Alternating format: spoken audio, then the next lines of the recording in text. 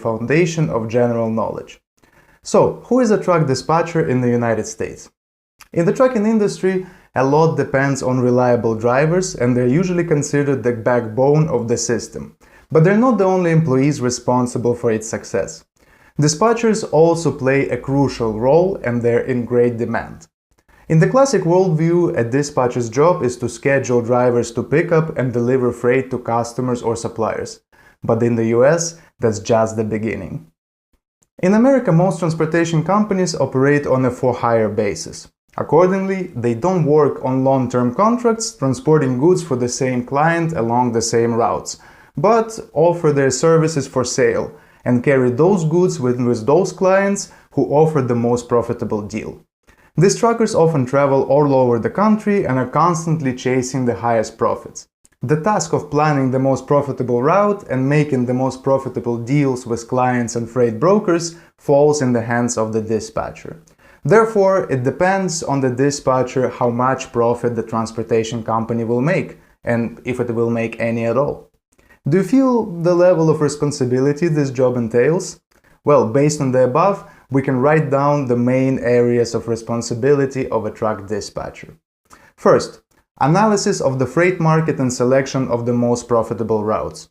As a result of the analysis, a dispatcher must draw up a weekly route plan for all his trucks, taking into account the financial and operational goals of the trucking company.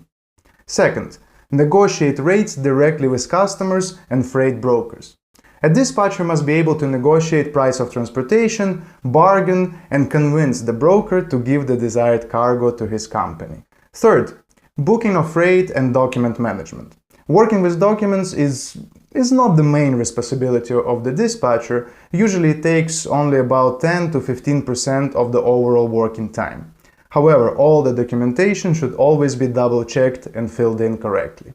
Fourth, coordinating drivers and controlling their work schedule. And fifth, accounting and billing for transportation services to customers of the transport company. At this point, we're starting to realize a dispatcher is not actually just a dispatcher. He's the key part of the entire company.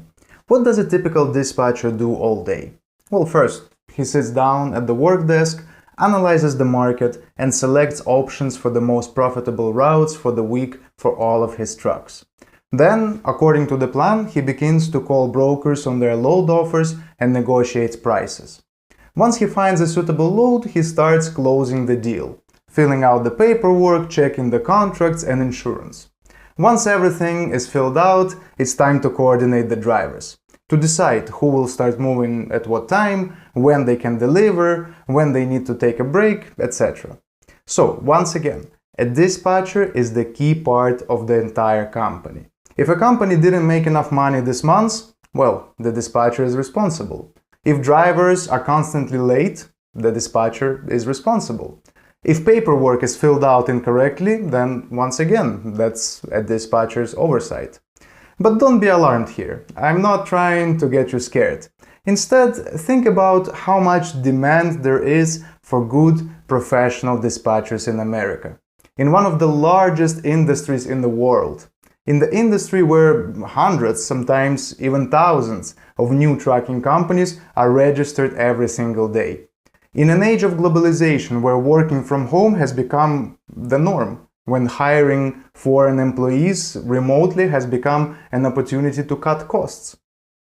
It is now that this profession is in the most demand, and with the expected growth of the market, will be even more in demand in a year, in 5 years, and even in 20 years. Many people ask me before taking the training, they say, Dmitry, you're telling us that the American trucking companies hire dispatchers remotely? Why don't they just hire dispatchers in their own country and in their own city and sit them down in an office? Well, I want to dispel this myth at the very start, so that we can begin to study in peace. I will provide a number of simple arguments that basically and logically explain this phenomenon. Firstly, 80% of all transportation companies on the market are small companies with a fleet of 1 up to 10 trucks. These are the companies that constitute the main target market of individual remote dispatchers and dispatching services. The majority of these companies simply don't even have their own office, where you might think they would place their dispatchers. They don't need an office. They aren't going to pay money for it. These companies are usually registered to the owner's home address. So, unless if you don't expect your employer to invite you to work at his house, put those thoughts to rest. Second, hiring a dispatcher located in the US is by an order of magnitude more expensive than hiring one overseas. The average salary in the US is about $4,000 a month, and the cost of living is about $2,500. For small companies with just one or even a couple of trucks, hiring an office worker is an unaffordable and totally illogical expense. I also mentioned that you can get a job at a large company, right? What about them? By hiring dispatchers in the US, companies not only spend money on inflated salaries for their citizens, but also pay payroll taxes, which hurt their pockets. Because a large company with a couple of hundred trucks need to have at least, well, a few dozen dispatchers. By hiring dispatchers remotely, companies can lower their tax rate, or by hiring dispatch services as contractors, accordingly writing off dispatch costs as an expense. Recently, we've been getting more and more inquiries from large companies looking to outsource their whole dispatch department overseas.